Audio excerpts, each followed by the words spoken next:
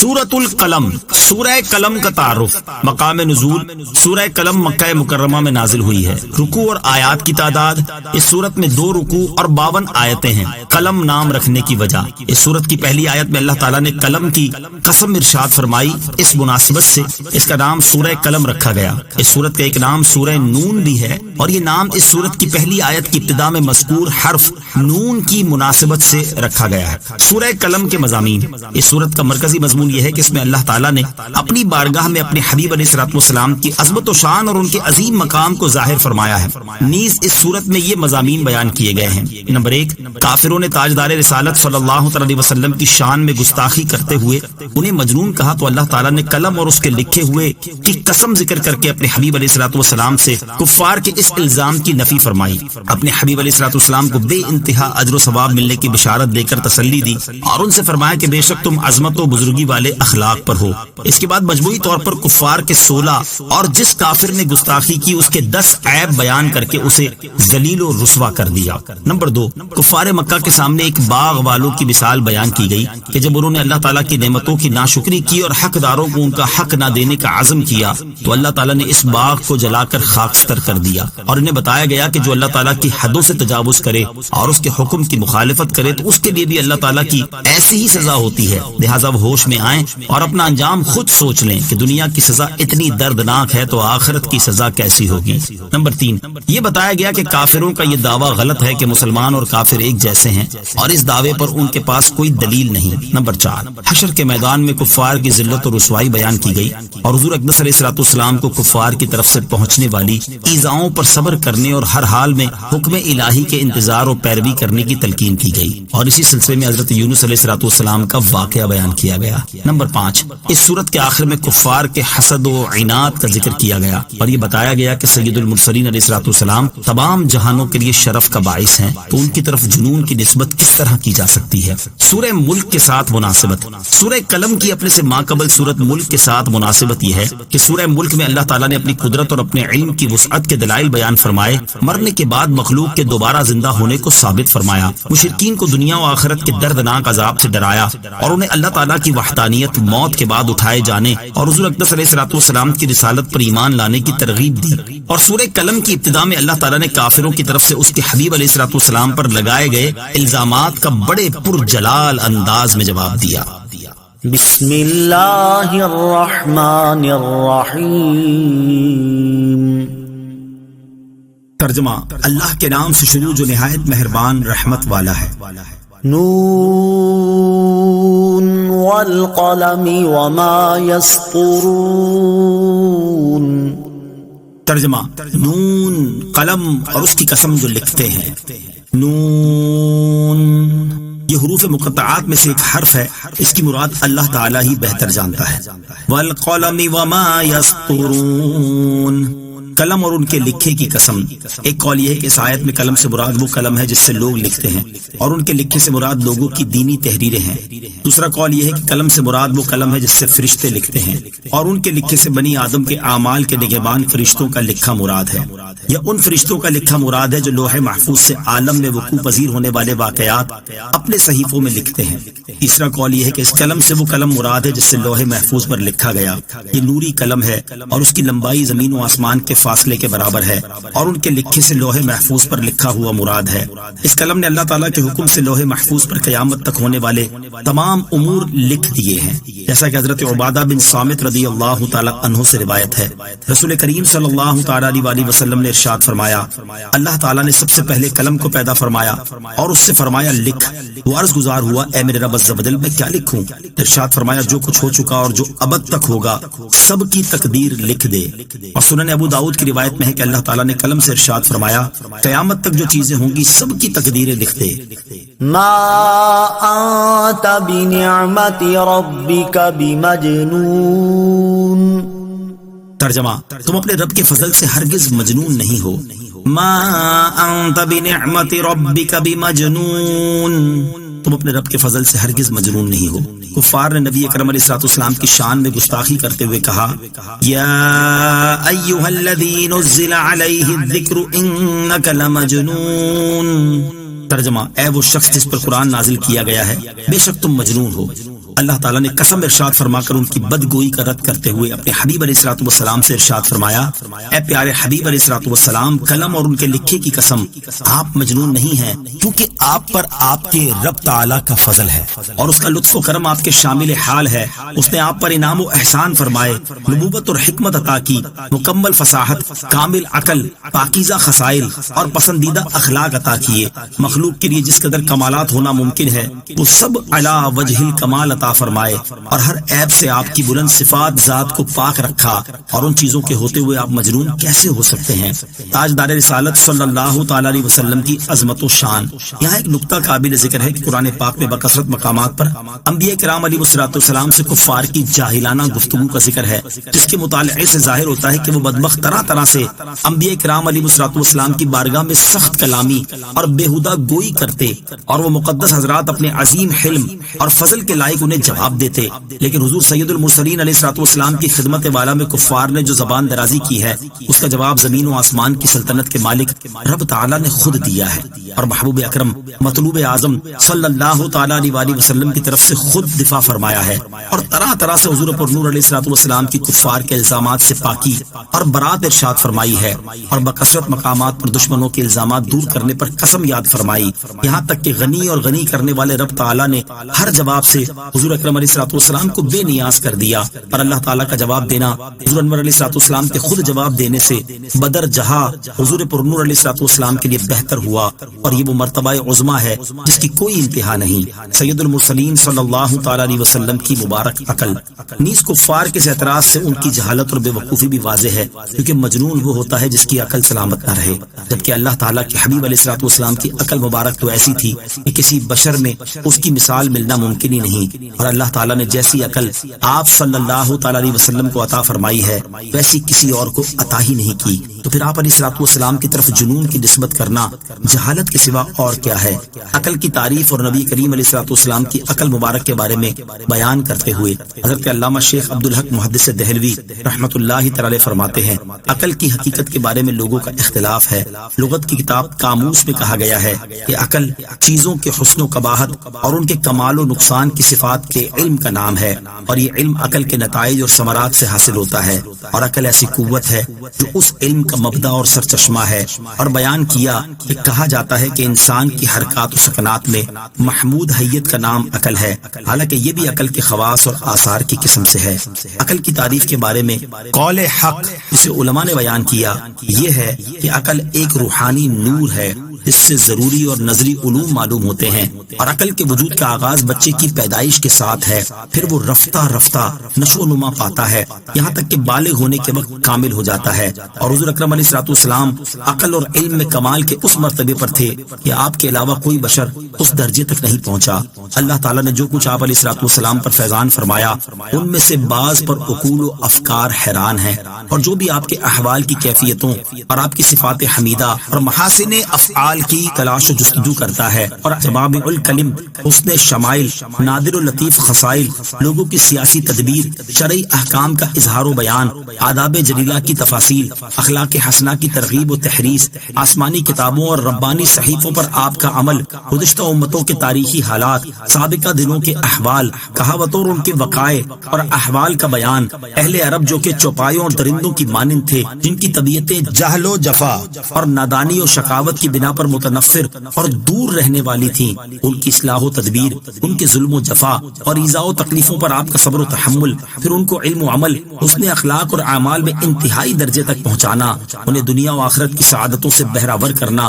پھر کس طرح ان کا ان سعادتوں کو اپنے نفسوں پر اختیار کرنا اور ان کا اپنے گھروں، دوستوں، عزیزوں کو آپ علیہ السلام کی خوشنودی کی خاطر چھوڑ دینا، ان سب چیزوں کا اگر کوئی مطالعہ کرے تو وہ جان لے گا حضور اقدس علیہ السلام کی عقل کامل اور آپ علیہ السلام کا عمل کس مرتبے و مقام پر تھا۔ جو بھی آپ علیہ السلام کے احوال شریف کو ابتدا سے انتہا تک مطالعہ کرے گا وہ دیکھے گا کہ پروردگار عالم نے آپ علیہ السلام کو کتنا علم عطا فرمایا اور آپ پر اس کا کتنا فیضان ہے، اور ما کان وما یکون یعنی گزشتہ و آئندہ کے علوم و اسرار بدیہی طور پر کس طرح حاصل ہیں، تو وہ شک و شبہ اور وہم و خیال کے بغیر علم نبوت کو جان لے گا۔ چنانچہ حق تعالی نے حضور انور علیہ السلام کی مدح و ثنا اور وفور علم کے بارے میں فرمایا، وَعَلَّمَكَ مَا لَمْ تَكُنْ تَعْلَمْ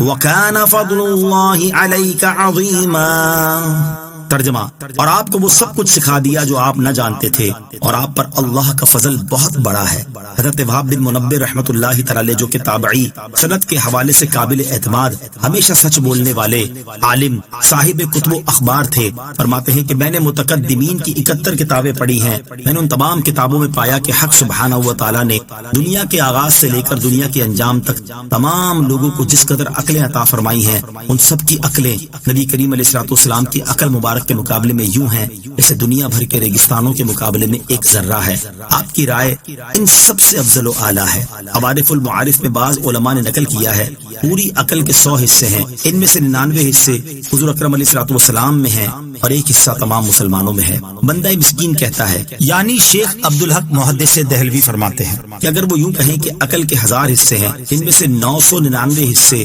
سرور کائنات علیہ الصلوۃ والسلام میں ہیں اور ایک حصہ تمام لوگوں میں ہے، تو اس کی بھی گنجائش ہے۔ اس لیے کہ جب آپ علیہ الصلوۃ والسلام میں بے انتہا کمال ثابت ہے، تو آپ کی شان میں معبود ہونے کے علاوہ جو کچھ بھی کہا جائے گا بجا ہوگا۔ اس پر اگر حاسدوں کا سینہ جلے اور گمراہوں کا دل تنگ ہو تو اس کا کوئی علاج نہیں۔ اللہ تعالیٰ ارشاد فرماتا ہے، اِنَّا أَعْطَيْنَاكَ الْكَوْثَرَ، ترجمہ، اے محبوب بے شک ہم نے تمہیں بے شمار خوبیاں عطا فرمائی، اور فرمایا إِنَّ شَانِئَكَ هُوَ الْأَبْتَرُ، ترجمہ، بے شک جو تمہارا دشمن ہے وہی ہر خیر سے محروم ہے۔ اعلیٰ حضرت رحمت اللہ تعالی کیا خوب فرماتے ہیں، ملک خاص کبریا ہو، مالک ہر ماں سوا ہو، کوئی کیا جانے کہ کیا ہو، عقل عالم سے ورا ہو۔ وَإِنَّ لَكَ لَأَجْرًا غَيْرَ مَمْنُونٍ، ترجمہ، اور یقیناً تمہارے لیے ضرور بے انتہا ثواب ہے۔ وَإِنَّ لَكَ لَأَجْرًا غَيْرَ مَمْنُونٍ، اور یقیناً تمہارے لیے ضرور بے انتہا ثواب ہے۔ ارشاد فرمایا کہ اے حبیب صلی اللہ تعالی علیہ وسلم، ضرور تمہارے لیے رسالت کی تبلیغ، نبوت کے اظہار، مخلوق کو اللہ تعالیٰ کی طرف دعوت دینے اور کفار کی بے ہدہ باتوں، افتراؤں اور طعنوں پر صبر کرنے کا بے انتہا ثواب ہے۔ لہذا کفار جو آپ کی طرف جنون کی نسبت کر رہے ہیں، آپ اسے خاطر میں نہ لائیے اور رسالت کی تبلیغ کے اہم کام کو جاری رکھیے۔ اعلیٰ حضرت امام احمد رضا خان لکھتے ہیں، حق تعالیٰ نے فرمایا، وَإِنَّ لَكَ لَأَجْرًا غَيْرَ مَمْنُونٍ، اور بے شک تیرے لیے اجر بے پایا ہے کہ تو ان دیوانوں کی بد زبانی پر صبر کرتا اور حلم و کرم سے پیش آتا ہے۔ مجنون تو چلتی ہوا سے الجھا کرتے ہیں، تیرا سا حلم و صبر کوئی تمام عالم کے عقلاء میں تو بتا دے۔ رسول کریم علیہ الصلوۃ والسلام کو ملنے والا ثواب، یاد رہے کہ تمام مسلمانوں کی نیکیوں کا ثواب اضافے در اضافے کے ساتھ نبی کریم صلی اللہ تعالی علیہ وسلم کے نامہ اعمال میں درج ہوتا ہے۔ مثال کے طور پر رسول کریم علیہ الصلوۃ والسلام نے جتنے لوگوں کو مسلمان کیا تو انہیں مسلمان کرنے کا ثواب حضور علیہ الصلوۃ والسلام کو ملے گا، اور ان کے تمام نیک اعمال کا ثواب ان کے ساتھ ساتھ حضور اکرم علیہ الصلوۃ والسلام کو بھی ملے گا۔ اسی طرح ان مسلمانوں نے آگے جتنے لوگوں کو مسلمان کیا تو ان کو مسلمان کرنے اور ان کی نیکیوں کا ثواب ان مسلمانوں کو بھی ملے گا، اور ان کے ثواب کے ساتھ مل کر اضافے کے ساتھ سرکار دو عالم علیہ الصلوۃ والسلام کو بھی ملے گا۔ اسی طرح قیامت تک سلسلہ در سلسلہ جتنے لوگ مسلمان ہوتے جائیں گے اور نیک اعمال کرتے جائیں گے، سب کے مسلمان ہونے اور نیک اعمال کرنے کا ثواب بے انتہا اضافے کے ساتھ سید المرسلین صلی اللہ تعالی علیہ وسلم کو بھی ملے گا۔ اسی طرح کا مضمون علامہ عبدالرؤف مناوی رحمۃ اللہ تعالی علیہ نے فیض القدیر کی جلد نمبر 11 کے صفحہ نمبر 5799 پر امام مقریزی رحمۃ اللہ تعالی علیہ کے حوالے سے ذکر کیا ہے، اور ہدایت کی دعوت دینے والوں اور دین میں اچھا طریقہ جاری کرنے والوں کے بارے میں حضرت ابو ہریرہ رضی اللہ تعالیٰ عنہ سے روایت ہے، رسول کریم علیہ الصلوۃ والسلام نے ارشاد فرمایا، جس شخص نے ہدایت کی دعوت دی اسے اس ہدایت کی پیروی کرنے والوں کے برابر اجر ملے گا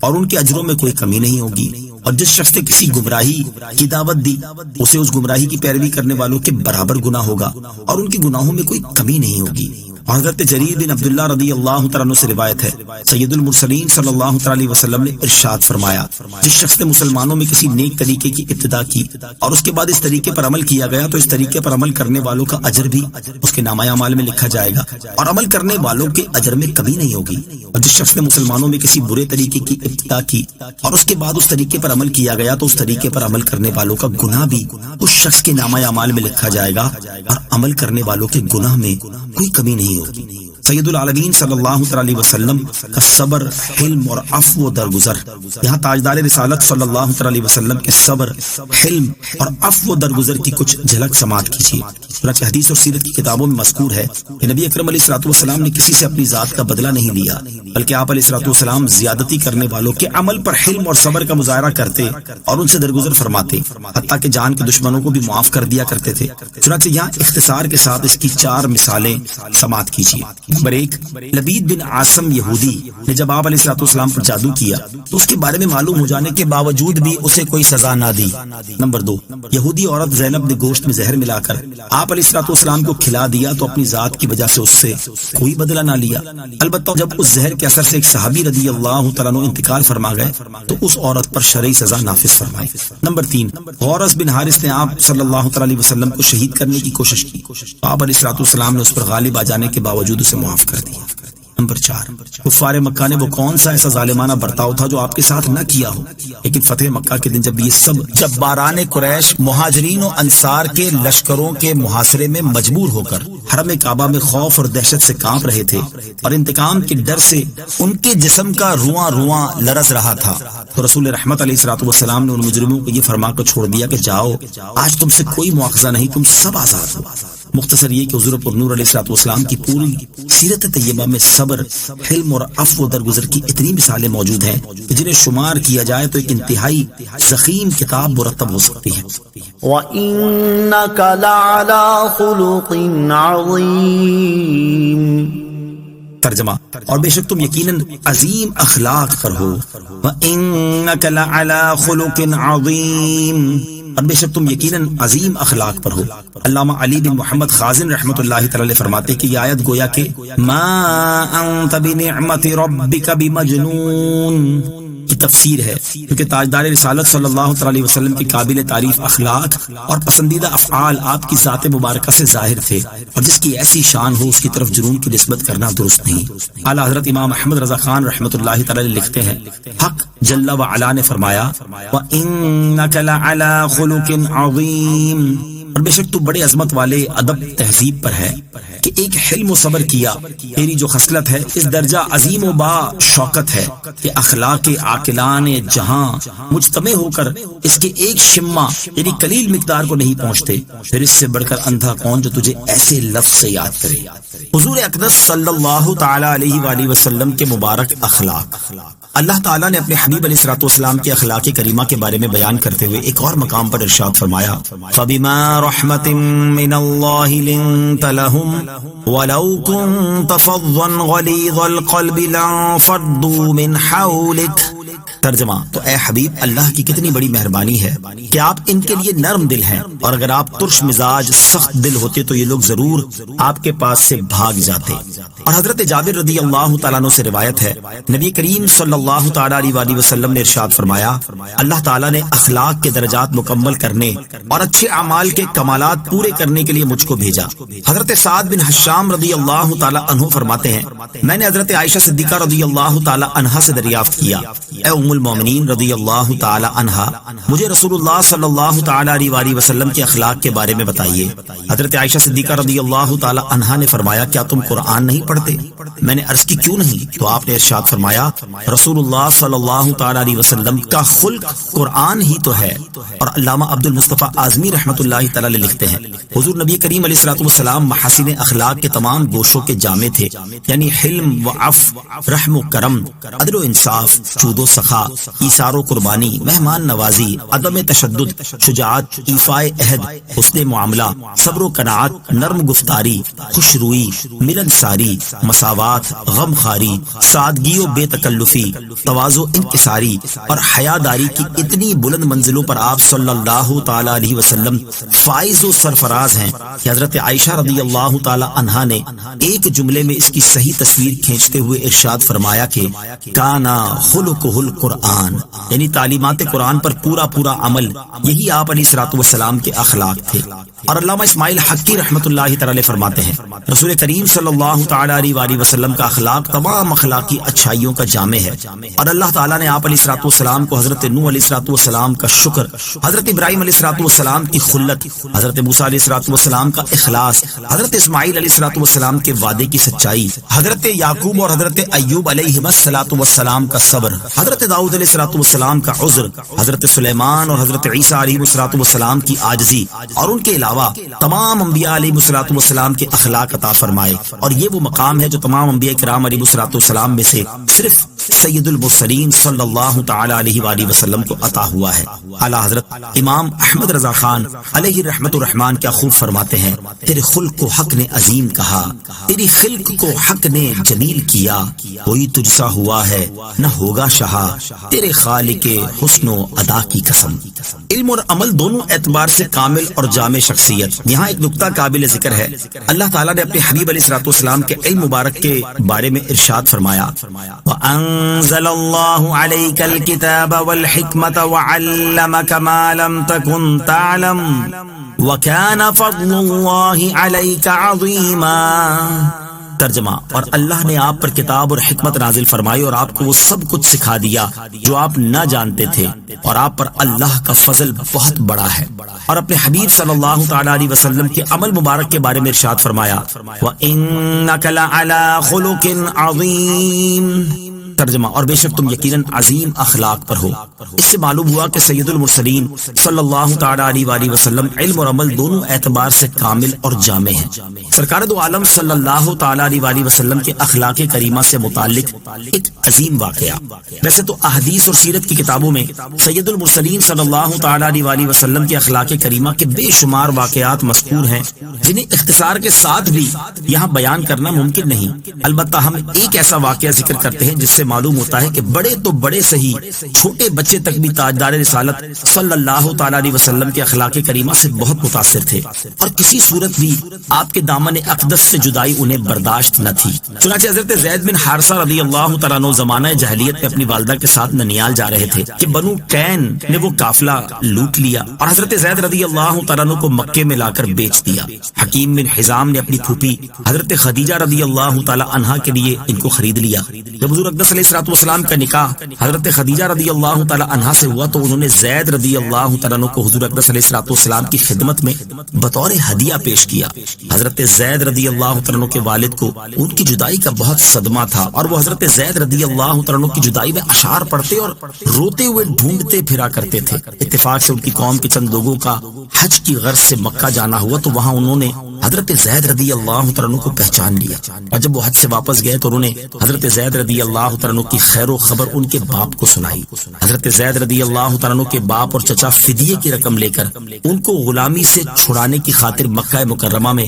حضور پر نور علیہ الصلوۃ والسلام کی خدمت میں پہنچے اور عرض کیا، اے ہاشم کی اولاد، اپنی قوم کے سردار، تم لوگ حرم کے رہنے والے ہو اور اللہ عز و جل کے گھر کے پڑوسی ہو، تم خود قیدیوں کو رہا کراتے ہو، بھوکوں کو کھانا کھلاتے ہو، ہم اپنے بیٹے کی طلب میں تمہارے پاس پہنچے ہیں، ہم پر احسان فرماؤ اور کرم کرو، فدیہ قبول کرو اور اس کو رہا کر دو، بلکہ جو فدیہ ہو اس سے زیادہ لے لو۔ نبی پاک علیہ الصلوۃ والسلام نے فرمایا، بس اتنی ہی بات ہے؟ عرض کیا، حضور بس یہی عرض ہے۔ آپ صلی اللہ تعالی علیہ وسلم نے ارشاد فرمایا، زید کو بلاؤ اور اس سے پوچھ لو، اگر وہ تمہارے ساتھ جانا چاہے تو بغیر فدیہ ہی کہ وہ تمہاری نظر ہے، اور اگر نہ جانا چاہے تو میں ایسے شخص پر جبر نہیں کر سکتا جو خود نہ جانا چاہے۔ چنانچہ حضرت زید رضی اللہ تعالیٰ عنہ بلائے گئے اور آپ صلی اللہ تعالی علیہ وسلم نے فرمایا، تم ان کو پہچانتے ہو؟ عرض کی، جی ہاں پہچانتا ہوں، یہ میرے باپ ہیں اور یہ میرے چچا۔ حضور اقدس علیہ الصلوۃ والسلام نے فرمایا کہ میرا حال بھی تمہیں معلوم ہے، اب تمہیں اختیار ہے کہ میرے پاس رہنا چاہو تو میرے پاس رہو، ان کے ساتھ جانا چاہو تو اجازت ہے۔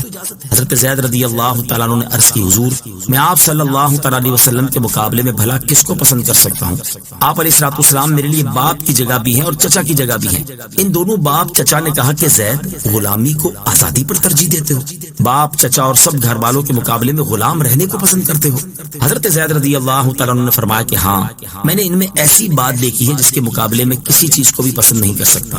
حضور پرنور علیہ السلام نے جب یہ جواب سنا تو ان کو گود میں لے لیا اور فرمایا کہ میں نے اس کو اپنا بیٹا بنا لیا۔ حضرت زید رضی اللہ تعالیٰ عنہ کے باپ اور چچا بھی یہ منظر دیکھ کر بہت خوش ہوئے اور خوشی سے ان کو چھوڑ کر واپس چلے گئے۔ اخلاق حسنہ کی تعلیم۔ حضور پرنور صلی اللہ تعالیٰ علیہ وسلم کے اخلاق کریمہ کی عظمت و بزرگی کا ایک پہلو اس سے بھی واضح ہوتا ہے کہ آپ نے اپنی امت کو بھی اخلاق حسنہ اپنانے کی تعلیم اور ترغیب دی ہے۔ اس سے متعلق یہاں 4 احادیث سماعت کیجیے۔ چنانچہ نمبر 1، حضرت جابر بن سمورہ رضی اللہ تعالیٰ عنہ سے روایت ہے، حضور پرنور صلی اللہ تعالیٰ علیہ وسلم نے ارشاد فرمایا، مسلمانوں میں سب سے زیادہ اچھا وہ ہے جس کے اخلاق سب سے زیادہ اچھے ہیں۔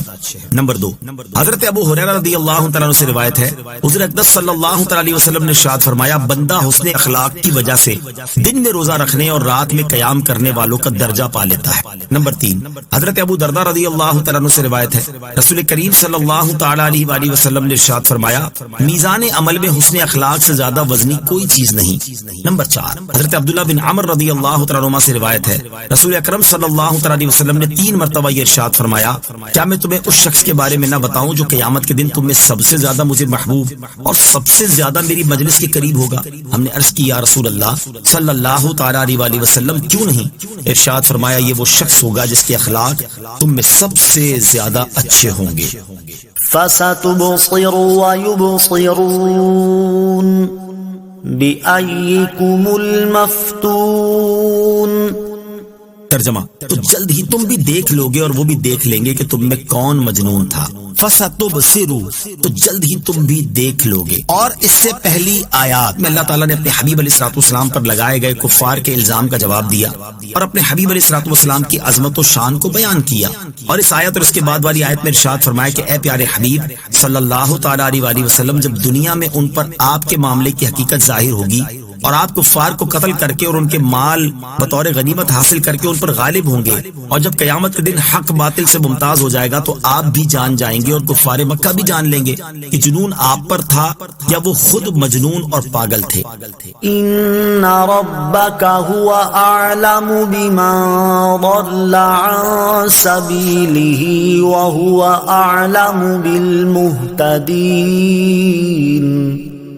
ترجمہ، بے شک تمہارا رب ہی خوب جانتا ہے اسے جو اس کی راہ سے بہکا اور وہ ہدایت والوں کو بھی خوب جانتا ہے۔ ان ربک هو اعلم بمن ضل عن سبیلہ، بے شک تمہارا رب ہی خوب جانتا ہے اسے جو اس کی راہ سے بہکا، یعنی اے پیارے حبیب علیہ السلام، آپ کا رب عز و جل ان لوگوں کو خوب جانتا ہے جو حقیقت میں مجنون ہیں، اور یہ وہ لوگ ہیں جو میرے راستے سے بہک گئے کیونکہ انہوں نے اپنی عقلوں سے فائدہ نہیں اٹھایا، اور جو کچھ رسول لے کر آئے ان میں اپنی عقلوں کو استعمال نہیں کیا، اور آپ کا رب عز و جل ان لوگوں کو بھی خوب جانتا ہے جو در حقیقت عقل مند ہیں، اور یہ وہ لوگ ہیں جو میرے راستے پر ہیں۔ فلا تطع المكذبين وَدُّوا لَوْ تُدْهِنُ فَيُدْهِنُونَ۔ ترجمہ، تو تم جھٹلانے والوں کی بات نہ سننا، انہوں نے تو یہی خواہش رکھی کہ کسی طرح تم نرمی کرو تو وہ بھی نرم پڑ جائیں۔ فلا تطع المکذبین، تو تم جھٹلانے والوں کی بات نہ سننا۔ اس آیت اور اس کے بعد والی آیت کا خلاصہ یہ ہے کہ اے پیارے حبیب صلی اللہ تعالیٰ علیہ وآلہ وسلم، جب آپ پر یہ سب واضح ہو چکا ہو تو آپ ان کی اس بات کو نہ ماننے پر ثابت قدم رہیں کہ آپ انہیں شرک سے روکنے اور بتوں کی مذمت کرنے سے باز آ جائیں، تاکہ ہم بھی آپ کی مخالفت کرنے سے باز آ جائیں، کیونکہ ان مشرکین کی خواہش اور آرزو یہ ہے کہ آپ اپنے دین میں ان کے لیے اس طرح نرمی کر لیں کہ آپ ان کی بات مان کر ان کے بتوں کی پوجا کر لیں تو وہ بھی آپ کی بات مان کر آپ کے رب تعالیٰ کی عبادت کے معاملے میں نرمی کر لیں گے۔ وَدُّوا لَوْ تُدْهِنُ فَيُدْهِنُونَ، انہوں نے تو یہی خواہش رکھی کہ کسی طرح تم نرمی کرو تو وہ بھی نرم پڑ جائیں۔ مداہنت یہ ہے کہ اپنی دنیا کی خاطر دین کے احکام میں خلاف شرع نرمی برتنا، جیسے لالچ کی وجہ سے یا کسی کے مرتبے کی رعایت کرتے ہوئے اسے برائی سے منع نہ کرنا، یا منع کرنے پر قدرت نہ ہونے کی صورت میں اس کی برائی کو دل میں برا نہ جاننا۔ اور مدارات یہ ہے کہ دین یا دنیا کی بہتری کے لیے کسی کے ساتھ دنیاوی معاملات سر انجام دینا، جیسے کسی فاسق کو گناہگار شخص کے گناہ کو دل میں برا جانتے ہوئے اس کے شر سے بچنے کے لیے یا اس نیت سے اس کے ساتھ نرم لہجے سے گفتگو کرنا اور خوش روئی سے پیش آنا کہ یہ اچھے اخلاق سے متاثر ہو کر گناہوں سے باز آ جائے گا۔ ہر مسلمان کو دین کے معاملے میں پختہ ہونا چاہیے، لہٰذا ہر مسلمان کو اپنے دین کے معاملے میں پختہ ہونا چاہیے اور دین کے معاملات میں کسی طرح کی نرمی اور رعایت سے کام نہیں لینا چاہیے۔ لیکن افسوس کہ آج کل مسلمان اپنے نفسانی معاملات میں تو انتہائی سختی سے کام لیتے ہیں اور کسی طرح کی رعایت کرنے پر تیار نہیں ہوتے، جبکہ دین کے معاملے میں بہت نرم اور پلپلے نظر آتے ہیں۔ کسی کو برائی کرتے ہوئے، اسلام کے احکامات کو پامال کرتے ہوئے اور اسلام کے احکامات کا مذاق اڑاتے ہوئے دیکھ کر اسے روکنے پر قادر ہونے کے باوجود اس کی رعایت کرتے ہوئے یا کسی لالچ کی وجہ سے اسے نہیں روکتے، اور جب کسی سے اپنی ذات کو تکلیف پہنچے یا ان کا کوئی نقصان کر بیٹھے تو خوب شور مچاتے ہیں۔ اور بعض مسلمان کہلانے والے تو ایسے ہیں کہ یہودیوں، عیسائیوں اور دیگر کفار سے دوستی اور محبت کے رشتے قائم کرتے، ان کی خاطر اسلام کے بعض احکامات پر عمل کرنا چھوڑتے، ان کی خوشنودی حاصل کرنے کے لیے ان کی مذہبی رسومات کا اہتمام کرتے، ان کے ہاں ان کی مذہبی رسومات میں شرکت کرتے، انہیں مساجد میں بلوا کر اور مسلمانوں سے اونچا بٹھا کر مسلمانوں کو ان کی تقریریں سنواتے اور ان سے اتحاد اور یگان گت کرنے کی کوشش کرتے اور دیگر مسلمانوں کو اس کی ترغیب دینے کے لیے باقاعدہ پروگرام منعقد کرتے ہیں۔ حالانکہ اللہ تعالیٰ نے مسلمانوں کو کفار و مشرکین سے دوستی کرنے اور ان سے محبت کا رشتہ استوار کرنے سے منع کیا اور اس سے بچنے کا حکم دیا ہے، اور کفار سے دوستی اور محبت کرنے کو منافقوں کی خصلت بتایا ہے۔ چنانچہ منافقوں کی اس خصلت کو بیان کرتے ہوئے اللہ تعالیٰ نے ارشاد فرمایا: أَلَمْ تَرَ إِلَى الَّذِينَ نَافَقُوا يَقُولُونَ لِإِخْوَانِهِمُ الَّذِينَ كَفَرُوا مِنْ أَهْلِ الْكِتَابِ لَئِنْ أُخْرِجْتُمْ لَنَخْرُجَنَّ مَعَكُمْ وَلَا نُطِيعُ فِيكُمْ أَحَدًا أَبَدًا وَإِنْ قُوتِلْتُمْ لَنَنْصُرَنَّكُمْ وَاللَّهُ يَشْهَدُ إِنَّهُمْ لَكَاذِبُونَ۔ ترجمہ: کیا تم نے منافقوں کو نہ دیکھا کہ اپنے اہل کتاب کافر بھائیوں سے کہتے ہیں کہ قسم ہے اگر تم نکالے گئے تو ضرور ہم تمہارے ساتھ نکلیں گے اور ہرگز تمہارے بارے میں کسی کا کہنا نہ مانیں گے، اور اگر تم سے لڑائی کی گئی تو ہم ضرور تمہاری مدد کریں گے، اور اللہ گواہی دیتا ہے کہ یقیناً وہ ضرور جھوٹے ہیں۔ اور مسلمانوں سے ارشاد فرمایا: یا ایھا الذین آمنوا لا تتخذوا الذین اتخذوا دینکم ہزوا ولعبا من الذین اوتوا الکتاب من قبلکم والکفار اولیاء واتقوا اللہ ان کنتم مؤمنین۔ ترجمہ: اے ایمان والو، جن لوگوں کو تم سے پہلے کتاب دی گئی ان میں سے وہ لوگ جنہوں نے تمہارے دین کو مذاق اور کھیل بنا لیا ہے، انہیں اور کافروں کو اپنا دوست نہ بناؤ، اور اگر ایمان رکھتے ہو تو اللہ سے ڈرتے رہو۔ اور ارشاد فرمایا: یا ایھا الذین آمنوا لا تتخذوا الکافرین اولیاء من دون المؤمنین اتریدون ان تجعلوا للہ علیکم سلطانا مبینا۔ ترجمہ: اے ایمان والو، مسلمانوں کو چھوڑ کر کافروں کو دوست نہ بناؤ، کیا تم یہ چاہتے ہو کہ اپنے اوپر اللہ کے لیے صریح حجت قائم کر لو؟ اور ارشاد فرمایا: یا ایھا الذین آمنوا لا تتخذوا آباءکم واخوانکم اولیاء ان استحبوا الكفر على الایمان ومن يتولهم منكم فاولئک هم الظالمون۔ ترجمہ: اے ایمان والوں، اپنے باپ اور اپنے بھائیوں کو دوست نہ سمجھو اگر وہ ایمان کے مقابلے میں کفر کو پسند کریں، اور تم میں جو کوئی ان سے دوستی کرے گا تو وہی ظالم ہے۔ اور ارشاد فرمایا: لا يتخذ المؤمنون الكافرین اولیاء من دون المؤمنین ومن يفعل ذلك فليس من الله في شيء إلا أن تتقوا منهم تقاه وَيُحَذِّرُكُمُ اللَّهُ نَفْسَهُ وَإِلَى اللَّهِ الْمَصِيرُ۔ ترجمہ: مسلمانوں کو چھوڑ کر کافروں کو اپنا دوست نہ بنائے، اور جو کوئی ایسا کرے گا تو اس کا اللہ سے کوئی تعلق نہیں مگر یہ کہ تمہیں ان سے کوئی ڈر ہو، اور اللہ تمہیں اپنے غضب سے ڈراتا ہے اور اللہ ہی کی طرف لوٹنا ہے۔ اور کفار سے دوستی کرنے والے منافقوں کے بارے میں ارشاد فرمایا: بشر المنافقین بأن لهم عذابا ألیما الذين يتخذون الكافرين أولياء من دون المؤمنين أيبتغون عندهم العزة فإن العزة لله جميعا۔ ترجمہ: منافقوں کو خوشخبری دو کہ ان کے لیے دردناک عذاب ہے، وہ جو مسلمانوں کو چھوڑ کر کافروں کو دوست بناتے ہیں، کیا یہ ان کے پاس عزت ڈھونڈتے ہیں؟ تو تمام عزتوں کا مالک اللہ ہے۔ اور برائی ہوتی دیکھ کر اس سے نہ روکنے والوں کے بارے میں حضرت نعمان بن بشیر رضی اللہ تعالی عنہ سے روایت ہے، حضور پرنور صلی اللہ تعالی علیہ وآلہ وسلم نے ارشاد فرمایا، اللہ تعالیٰ کی حدود میں نرمی برتنے والے اور ان میں مبتلا ہونے والے کی مثال ان لوگوں جیسی ہے جنہوں نے کشتی میں قرآن اندازی کی تو بعض کے حصے میں نیچے والا حصہ آیا اور بعض کے حصے میں اوپر والا۔ نیچے والوں کو پانی کے لیے اوپر والوں کے پاس جانا ہوتا تھا، اوپر والوں کو نیچے والوں کے پانی لے کر گزرنے کی وجہ سے اذیت پہنچی اور انہوں نے اسے زحمت شمار کیا تو نیچے والوں میں سے ایک شخص نے کلاڑا لیا اور کشتی کے نچلے حصے میں سوراخ کرنے لگا۔ اوپر والے اس کے پاس آئے اور کہنے لگے، تجھے کیا ہو گیا ہے؟ اس نے کہا، میری وجہ سے تمہیں تکلیف ہوتی تھی اور پانی کے بغیر گزارا نہیں، اس لیے میں کشتی میں سوراخ کر رہا ہوں تاکہ مجھے پانی حاصل ہو جائے اور تمہاری تکلیف دور ہو جائے۔ بس اگر انہوں نے اس کا ہاتھ پکڑ لیا تو اسے ڈوبنے سے بچا لیا اور خود بھی بچ جائیں گے، اور اگر اسے چھوڑ دیا اور سوراخ کرنے سے منع نہیں کیا تو اسے ہلاک کریں گے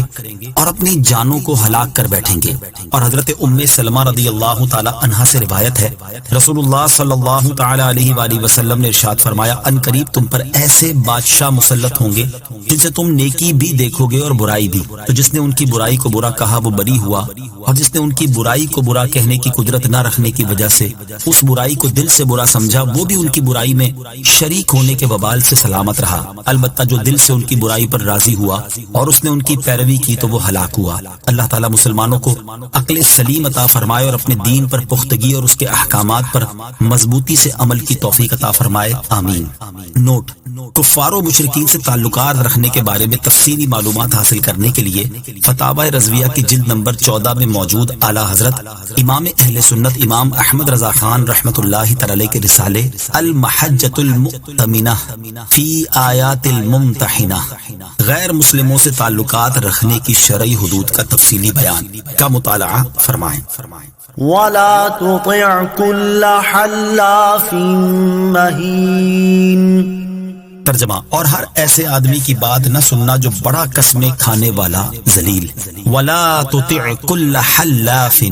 اور ہر ایسے آدمی کی بات نہ سننا جو بڑا قسمیں کھانے والا۔ اس سے پہلی آیت میں اللہ تعالیٰ نے مشرکین کی بات ماننے سے منع کیا اور اس ممانعت میں تمام کفار داخل ہیں۔ اب یہاں کفر کے علاوہ مزید عیوب بیان کر کے دوبارہ منع کیا جا رہا ہے کہ جس کافر میں یہ عیب ہوں اس کی بات بطور خاص نہ مانی جائے۔ یہاں آیت میں 2 عیب بیان کیے گئے ہیں۔ نمبر 1 وہ حلاف ہے۔ حلاف اسے کہتے ہیں جو حق اور باطل دونوں طرح کے معاملات میں بہت زیادہ قسمیں کھاتا ہو۔ نمبر 2 وہ ذلیل ہے کیونکہ بات بات پر قسمیں کھانے والا اور جھوٹی قسمیں کھانے والا لوگوں کی نگاہوں میں ذلیل ہوتا ہے۔ یاد رہے کہ جمہور مفسرین کے نزدیک اس آیت سے لے کر آیت نمبر 16 تک جو مذموم اوصاف بیان کیے گئے یہ ولید بن مغیرہ کے ہیں، جبکہ بعض مفسرین کا قول یہ ہے کہ یہ اوصاف اسود بن عبد یغوث یا اخنس بن شریک یا ابو جہل بن حشام کے ہیں۔ بات بات پر قسمیں اٹھانے والے نصیحت حاصل کریں۔ اس آیت سے ان مسلمانوں کو بھی نصیحت حاصل کرنی چاہیے کہ جو بات بات پر اللہ تعالیٰ کی یا قرآن کی قسمیں اٹھانا شروع کر دیتے ہیں اور بسا اوقات جھوٹے ہونے کے باوجود بھی کثرت کے ساتھ قسمیں کھاتے نظر آتے ہیں تاکہ کسی طرح ان کی بات کو سچ مان لیا جائے، اور ان کے اس عمل کی وجہ سے لوگوں کی نظروں میں ان کی جو عزت اور مقام بنتا ہے وہ سب اچھی طرح جانتے ہیں۔ زیادہ قسمیں کھانے اور قسموں کو دھوکہ دینے اور فساد برپا کرنے کا ذریعہ بنانے سے منع کرتے ہوئے اللہ تعالیٰ ارشاد فرماتا ہے، وَلَا تَجْعَلُوا اللَّهَ عُرْضَةً لِأَيْمَانِكُمْ۔ ترجمہ: اور اپنی قسموں کی وجہ سے اللہ کے نام کو آڑ نہ بنا لو۔ اور ارشاد فرماتا ہے، وَلَا تَتَّخِذُوا أَيْمَانَكُمْ دَخَلًا بَيْنَكُمْ فَتَزِلَّ قَدَمٌ بَعْدَ ثُبُوتِهَا وَتَذُوقُوا السُّوءَ بِمَا صَدَدتُّمْ عَن سَبِيلِ اللَّهِ وَلَكُمْ عَذَابٌ عَظِيمٌ۔ ترجمہ: اور تم اپنی قسموں کو اپنے درمیان دھوکے اور فساد کا ذریعہ نہ بناؤ ورنہ قدم ثابت قدمی کے بعد پھسل جائیں گے اور تم اللہ کے راستے سے روکنے کی وجہ سے سزا کا مزہ چکھو گے اور تمہارے لیے بہت بڑا عذاب ہوگا۔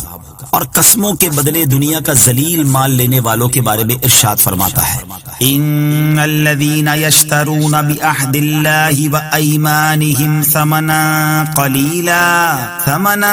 قليلا اولئك لا خلاق لهم في الاخره ولا يكلمهم الله ولا ينظر اليهم يوم القيامه ولا يزكيهم وَلَهُمْ عَذَابٌ أَلِيمٌ۔ ترجمہ، بے شک وہ لوگ جو اللہ کے وعدے اور اپنی قسموں کے بدلے تھوڑی سی قیمت لیتے ہیں ان لوگوں کے لیے آخرت میں کچھ حصہ نہیں، اور اللہ قیامت کے دن نہ تو ان سے کلام فرمائے گا اور نہ ان کی طرف نظر کرے گا اور نہ انہیں پاک کرے گا، اور ان کے لیے دردناک عذاب ہے۔ اللہ تعالیٰ مسلمانوں کو ہدایت اور عقل سلیم عطا فرمائے، آمین۔ ہمازٍ مشاء بنمیم۔ ترجمہ، سامنے سامنے بہت تانے دینے والا، چغلی کے ساتھ ادھر ادھر بہت پھرنے والا۔ ہماز، بہت تانے دینے والا۔ اس آیت میں بھی دو عیب بیان کیے گئے ہیں۔ نمبر ایک، وہ ہماز ہے۔ ہماز اس شخص کو کہتے ہیں جو لوگوں کے سامنے ان کے بکثرت عیب نکالے یا بہت تانے دے۔ عیب جوئی کرنے اور تانے دینے کی مذمت، ایسے شخص کے بارے میں اللہ تعالیٰ ارشاد فرماتا ہے وَيْلٌ لِكُلِّ ہُمَزَةٍ۔ ترجمہ، اس کے لیے خرابی ہے جو لوگوں کے منہ پر عیب نکالے۔ اور حضرت راشد بن سعد مقرانی رضی اللہ تعالی عنہ سے مروی ہے، رسول اللہ صلی اللہ تعالی علیہ وآلہ وسلم نے ارشاد فرمایا، معراج کی رات میں کچھ عورتوں اور مردوں کے پاس سے گزرا جو ان کی پستانوں کے ساتھ لٹکے ہوئے تھے۔ میں نے کہا اے جبرائیل علیہ السلام، یہ کون لوگ ہیں؟ حضرت جبرائیل نے عرض کی، یا رسول اللہ صلی اللہ تعالی علیہ وسلم، یہ وہ مرد اور عورتیں ہیں جو لوگوں کے سامنے بہت عیب نکالتے اور تانے دیا کرتے تھے۔ نمبر دو، وہ چغلی کے ساتھ ادھر ادھر بہت پھرنے والا ہے۔ چغلی کی تعریف اور اس کی مذمت۔ چغلی کی تعریف یہ ہے کہ لوگوں کے درمیان فساد ڈالنے کے لیے ایک کی بات دوسرے تک پہنچانا۔ احادیث میں چغل خوری کی شدید مذمت بیان کی گئی ہے، یہاں ان میں سے 3 احادیث سماعت کیجیے۔ نمبر 1، حضرت حذیفہ رضی اللہ تعالیٰ عنہ فرماتے ہیں، میں نے حضور پر نور صلی اللہ تعالیٰ علیہ وآلہ وسلم کو ارشاد فرماتے ہوئے سنا کہ چغل خور جنت میں نہیں جائے گا۔ نمبر 2، حضرت عبد الرحمن بن غنم اشعری رضی اللہ تعالیٰ عنہ سے مروی ہے، حضور اقدس صلی اللہ تعالیٰ علیہ وسلم نے ارشاد فرمایا، اللہ تعالیٰ کے بہترین بندے وہ ہیں کہ جب ان کو دیکھا جائے تو اللہ تعالیٰ یاد آ جائے، اور اللہ تعالیٰ کے بدترین بندے چغلی کھانے کے لیے ادھر ادھر پھرنے والے، دوستوں کے درمیان جدائی ڈالنے والے اور بے عیب لوگوں کی خامیاں نکالنے والے ہیں۔ نمبر 3، حضرت علا بن حارث رضی اللہ تعالیٰ عنہ سے روایت ہے، سرکار دو عالم صلی اللہ تعالیٰ علیہ وسلم نے ارشاد فرمایا، منہ پر برا بھلا کہنے والوں، پیٹھ پیچھے عیب جوئی کرنے والوں، چغلی کھانے والوں اور بے عیب لوگوں میں عیب تلاش کرنے والوں کو اللہ تعالیٰ قیامت کے دن کتوں کی شکل میں جمع فرمائے گا۔ مناع للخیر معتد اثیم۔ ترجمہ، بھلائی سے بڑا روکنے والا، حد سے بڑھنے والا، بڑا گناہگار۔ مناع للخیر، بھلائی سے بڑا روکنے والا۔ اس آیت میں اس کافر کے 3 عیوب بیان کیے گئے ہیں۔ نمبر 1، وہ بھلائی سے بڑا روکنے والا ہے۔ اس سے مراد یہ ہے کہ وہ ایسا بخیل ہے کہ نہ خود نیک کاموں میں خرچ کرتا ہے اور نہ دوسرے کو نیک کاموں میں خرچ کرنے دیتا ہے۔ حضرت عبداللہ ابن عباس رضی اللہ تعالیٰ عنہما اس کے معنی بیان کرتے ہوئے فرماتے ہیں کہ بھلائی سے روکنے سے مقصود اسلام سے روکنا ہے، کیونکہ ولید بن مغیرہ اپنے بیٹوں اور رشتہ داروں سے کہتا تھا کہ اگر تم میں سے کوئی اسلام میں داخل ہوا تو میں اسے اپنے مال سے کچھ نہ دوں گا۔ نمبر 2، لوگوں پر ظلم کرنے میں حد سے بڑھنے والا ہے۔ نمبر 3، سخت گناہگار ہے۔ عتل بعد ذلك زنیم۔ ترجمہ، سخت مزاج، اس کے بعد ناجائز پیداوار ہے۔ عتل، سخت مزاج۔ اس آیت میں اس کافر کے 2 عیب بیان کیے گئے کہ وہ طبعی طور پر بد مزاج اور بد زبان ہے، اور ان تمام عیوب سے بڑھ کر اس کا عیب یہ ہے کہ وہ ناجائز پیداوار ہے، تو اس سے خبیث افعال کے صادر ہونے میں کیا تعجب ہے۔ ابو البرکات عبداللہ بن احمد نصفی رحمۃ اللہ تعالی علیہ فرماتے ہیں، مروی ہے کہ ولید بن مغیرہ نے اپنی ماں سے جا کر کہا کہ محمد صلی اللہ علیہ وسلم نے میرے بارے میں 10 باتیں بیان فرمائی ہیں، ان میں سے 9 کے بارے میں تو میں جانتا ہوں کہ وہ مجھ میں موجود ہیں، لیکن ان کی یہ بات کہ میں ناجائز پیداوار ہوں اس کا حال مجھے معلوم نہیں۔ اب تو مجھے سچ سچ بتا دے کہ اصل حقیقت کیا ہے، ورنہ میں تیری گردن مار دوں گا۔ اس پر اس کی ماں نے کہا کہ تیرا باپ نامرد تھا، اس لیے مجھے یہ اندیشہ ہوا کہ جب وہ مر جائے گا تو اس کا مال دوسرے لوگ لے جائیں گے، تو اس چیز سے بچنے کے لیے میں نے ایک چرواہے کو اپنے پاس بلا لیا، اور تو اس چرواہے کی اولاد ہے۔ سید المرسلین علیہ الصلوۃ والسلام کی شان محبوبیت، اس سے تاجدار رسالت صلی اللہ علیہ وسلم کی فضیلت، شان محبوبیت اور بارگاہ الہی میں آپ کا مقام معلوم ہوتا ہے کہ ولید نے اللہ عز و جل کے حبیب علیہ الصلوۃ والسلام کی شان میں ایک جھوٹا کلمہ کہا تھا کہ معاذ اللہ، آپ علیہ الصلوۃ والسلام مجنون ہیں۔ اس کے جواب میں اللہ تعالیٰ نے اس کے 10 وہ عیوب ظاہر فرما دیے جو واقعی اس میں موجود تھے، اور ان میں سے ایک عیب یعنی حرامی ہونا ایسا تھا کہ اس آیت کے نازل ہونے سے ہی معلوم ہوا، ورنہ اب تک اس کے بارے میں سب یہی سمجھتے تھے کہ وہ خاندان قریش سے ہے۔ نوٹ یاد رہے کہ یہاں تک 9 عیب بیان ہوئے، جبکہ 10ویں عیب کا ذکر اگلی آیت میں ہے۔ كان ذا مال وبنين۔ إذا تتلى عليه آياتنا قال أساطير الأولين. ترجمہ: اس بنا پر بات نہ مانو کہ وہ مال اور بیٹوں والا ہے. جب اس پر ہماری آیتیں پڑھی جاتی ہیں تو کہتا ہے کہ اگلوں کی کہانیاں ہیں. ان کان ذا مال وبنین، کہ وہ مال اور بیٹوں والا ہے. اس آیت کا تعلق اسی سورت کی آیت نمبر 10 سے بھی ہو سکتا ہے. اس سورت میں آیت کا معنی یہ ہوگا کہ اے حبیب صلی اللہ تعالی علیہ وسلم، ان عیبوں کے ہونے کے ساتھ آپ اس کافر کی بات نہ مانیں کہ وہ مالدار اور بیٹوں والا ہے. اور اس آیت کا تعلق اس کے بعد والی آیت سے بھی ہو سکتا ہے. اس سورت میں اس آیت اور اس کے بعد والی آیت کا معنی یہ ہوگا کہ وہ کافر مال اور اولاد والا ہے تو اسے چاہیے تھا کہ نعمتوں کی وجہ سے اللہ تعالیٰ کا شکر ادا کرتا اور ایمان لاتا، لیکن اس لعین نے شکر کرنے کی بجائے مال اور اولاد کی وجہ سے اللہ تعالیٰ کی آیتوں کا انکار کرنا شروع کر دیا. اور جب اس کے سامنے قرآن پاک کی آیتیں پڑھی جاتی ہیں تو وہ کہتا ہے کہ یہ اگلوں کی جھوٹی کہانیاں ہیں. اس صورت میں ولید بن مغیرہ کا 10واں عیب بنتا ہے، جبکہ مجموعی طور پر آیت نمبر 8 سے لے کر یہاں تک سید المرسلین علیہ الصلوۃ والسلام کے دشمنوں کے 10 سے زیادہ عیب بیان کیے گئے ہیں. سنسمه على الخرطوم. ترجمہ: قریب ہے کہ ہم اس کی سور کسی تھوتنی پر داغ دیں گے. سنسمہ علی الخرطوم، قریب ہے کہ ہم اس کی سور کسی تھوتنی پر داغ دیں گے. اس آیت میں اس کافر کے لیے وعید بیان کرتے ہوئے ارشاد فرمایا کہ ہم اس کی سور کسی تھوتنی پر داغ کر اس کا چہرہ بگاڑ دیں گے اور اس کی بد باطنی کی علامت اس کے چہرے پر نمودار کر دیں گے تاکہ یہ اس کے لیے عار کا سبب ہو. یہ خبر دنیا میں اس طرح پوری ہوئی کہ اللہ تعالیٰ نے اس کے عیوب بیان کر کے اسے ایسا ذلیل و رسوا کیا کہ جس طرح داغ کبھی ختم نہیں ہوتا اسی طرح اس کی ذلت بھی کبھی ختم نہ ہوئی. اور آخرت میں یہ خبر اس طرح پوری ہوگی کہ جہنم میں داخل کرنے سے پہلے اس کے چہرے کو سیاہ کر دیا جائے گا، یا اللہ تعالیٰ اس کی ناک پر ایسی علامت بنا دے گا جس سے اہل محشر پہچان لیں گے کہ یہی وہ کافر ہے جو دین حق کا انکار کرنے میں اور رسول کریم علیہ الصلوۃ والسلام سے عداوت رکھنے میں پیش تھا. إنا بلوناهم كما بلونا أصحاب الجنة إذ أقسموا ليصرمنها مصبحين. ترجمہ: بے شک ہم نے انہیں جانچا جیسا باغ والوں کو جانچا تھا جب انہوں نے قسم کھائی کہ ضرور صبح ہوتے اس باغ کو کاٹ لیں گے. انا بلوناہم کما بلونا اصحاب الجنہ، بے شک ہم نے ان کو جانچا جیسا باغ والوں کو جانچا تھا. اس آیت کا معنی یہ ہے کہ ہم نے کفار مکہ کو مال اور دولت شکر ادا کرنے کے لیے دی تھی، نہ کہ تکبر اور سرکشی کرنے کے لیے.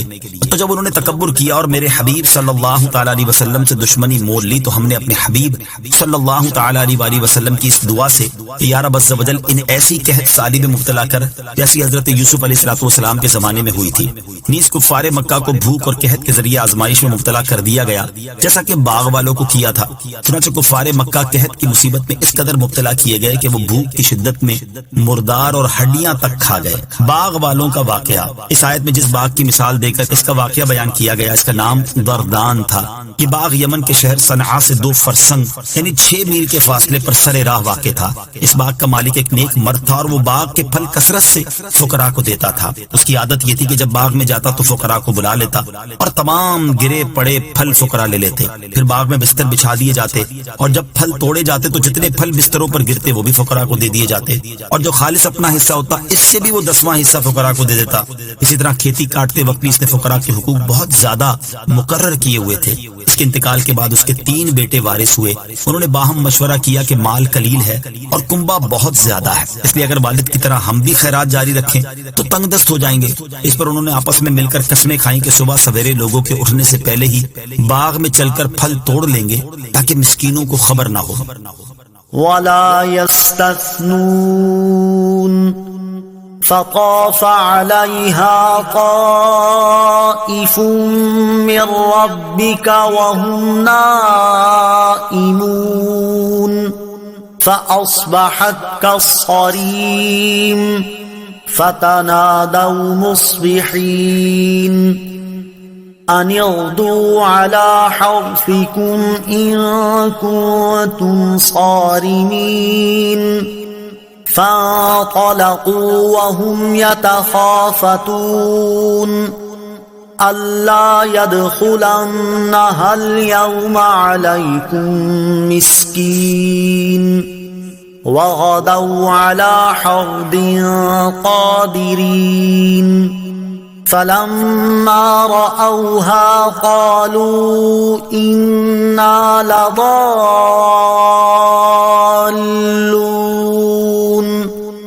بل نحن محرومون قال أوسطهم ألم أقل لكم لولا تسبحون قالوا سبحان ربنا إنا كنا ظالمين فأقبل بعضهم على بعض يتلاومون قالوا يا ويلنا إنا كنا طاغين عسى ربنا أن يبدلنا خيرا منها إنا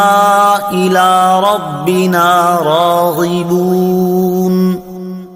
ترجمہ: اور انشاءاللہ نہیں کہہ رہے تھے تو اس باغ پر تیرے رب کی طرف سے ایک پھیری کرنے والا پھیری کر گیا جبکہ وہ سو رہے تھے، تو صبح کے وقت وہ باغ سیاہ رات کی طرح ہو گیا. پھر انہوں نے صبح ہوتے ایک دوسرے کو پکارا کہ اگر تم کاٹنا چاہتے ہو تو صبح سویرے اپنی کھیتی پر چلو. تو وہ چلے اور آپس میں آہستہ آہستہ کہتے جاتے تھے کہ ہرگز آج کوئی مسکین تمہارے پاس باغ میں آنے نہ پائے. اور وہ خود کو روکنے پر قادر سمجھتے ہوئے صبح سویرے چلے. پھر جب انہوں نے اس باغ کو دیکھا تو کہنے لگے بے شک ہم ضرور راستہ بھٹک گئے ہیں بلکہ ہم محروم ہو گئے ہیں. ان میں جو بہتر تھا اس نے کہا کیا میں تم سے نہیں کہتا تھا کہ تم تسبیح کیوں نہیں کرتے؟ انہوں نے کہا ہمارا رب پاک ہے، بے شک ہم ظالم تھے. پھر وہ ایک دوسرے کی طرف ملامت کرتے متوجہ ہوئے، بولے ہائے ہماری خرابی، بے شک ہم سرکش تھے. امید ہے کہ ہمارا رب ہمیں اس سے بہتر بدل دے. یقیناً اب ہم اپنے رب کی طرف ہی رغبت رکھنے والے ہیں.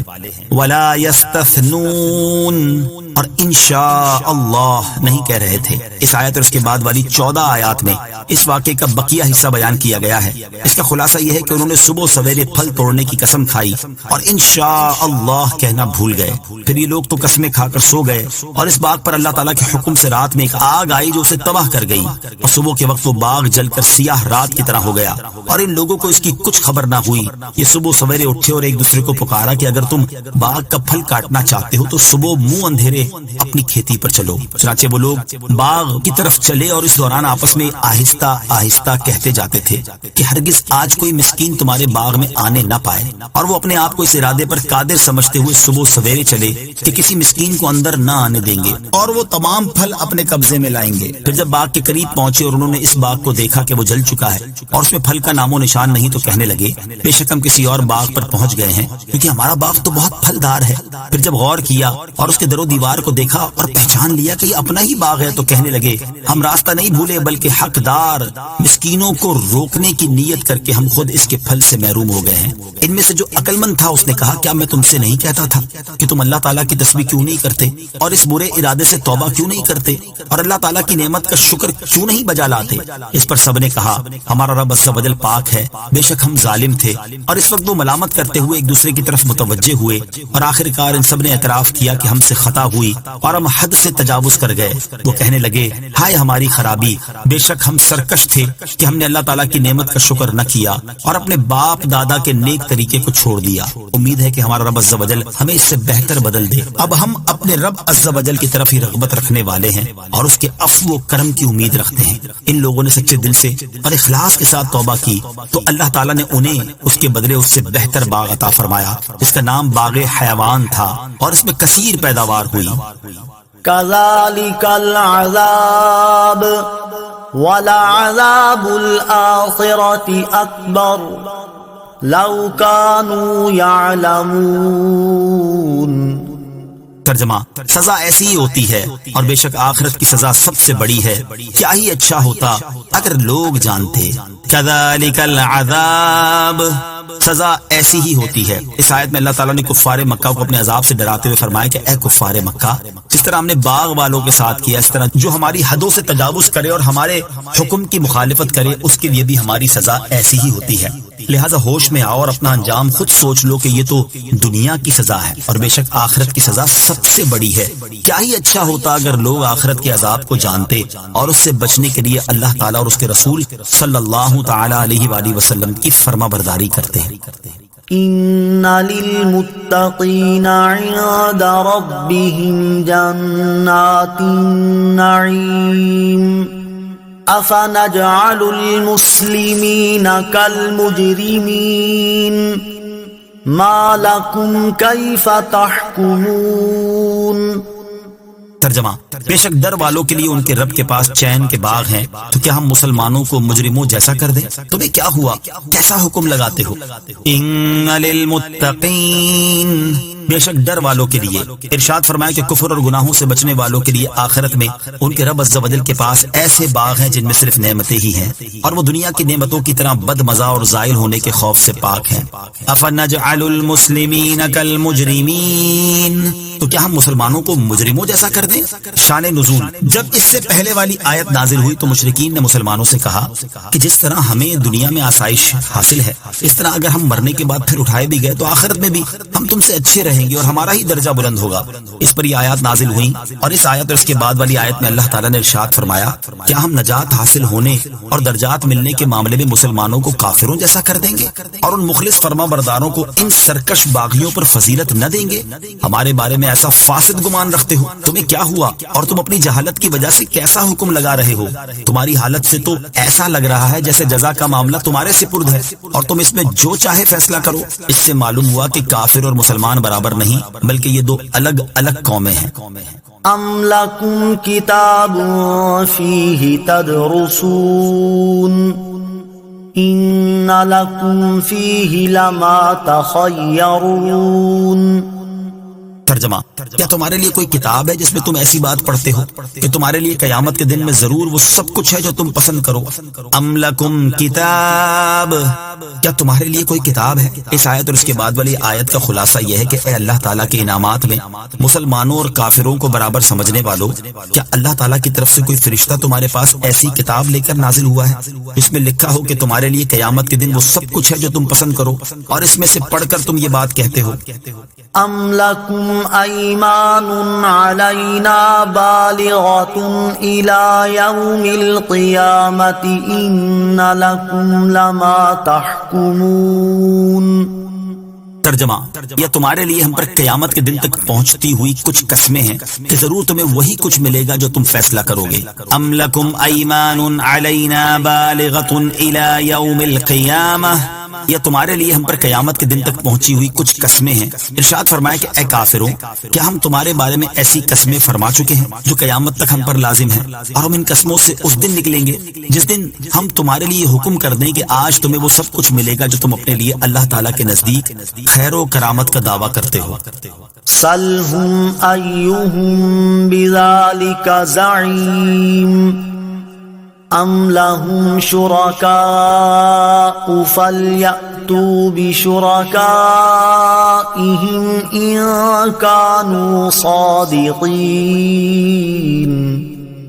ترجمہ: تم ان سے پوچھو کہ ان میں کون اس کا ضامن ہے، یا ان کے لیے کچھ شریک ہیں تو وہ اپنے شریکوں کو لے آئیں اگر سچے ہیں. سلہم، تم ان سے پوچھو. اس آیت اور اس کے بعد والی آیت کا خلاصہ یہ ہے کہ اللہ تعالیٰ نے اپنے حبیب علیہ الصلوۃ والسلام کو خطاب کرتے ہوئے ارشاد فرمایا کہ اے پیارے حبیب صلی اللہ تعالیٰ علیہ وآلہ وسلم، آپ ان کفار سے پوچھیں کہ ان میں سے کون اس بات کا ضامن ہے کہ آخرت میں انہیں مسلمانوں سے بہتر یا ان کے برابر ملے گا، یا ان کے پاس کچھ شریک ہیں جو اس دعوے میں ان کی موافقت کر رہے ہیں اور وہ ان کے ذمہ دار بنے ہیں. اگر وہ اپنے دعوے میں سچے ہیں تو اپنے ان شریکوں کو لے آئیں. حقیقت یہ ہے کہ وہ خود بھی سمجھتے ہیں کہ وہ باطل پر ہیں. نہ ان کے پاس کوئی ایسی کتاب ہے جس میں یہ مذکور ہو جو وہ کہتے ہیں، نہ ان کے بارے میں اللہ تعالیٰ کا کوئی عہد ہے، نہ ان کا کوئی ضامن، اور نہ ہی کوئی ان سے موافقت کرتا ہے.